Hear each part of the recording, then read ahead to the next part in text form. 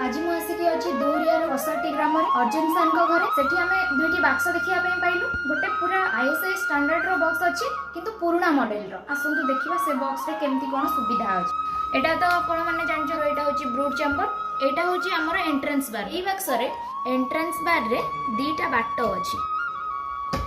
गोटे छोट बाट अच्छी आ गोटे बड़ बाट अच्छी। शीत दिन जेहेतु ठंडा रोची आमे जदि एंट्रेंस बार रो बाटटा टिके छोटेई दबा ताहले बाक्सर टेम्परेचर ठीक रहिबो। शीत माछी माननको हबो नाही। खरा दिन गरम भी हबो। तो सेथि लागि आमे कोन करबा नासर एंट्रेंस बार को देखंतु लंबा करि देले। आ गोटे बाक्स एटी अछि देखंतु यार एंट्रेंस बार ही नाही।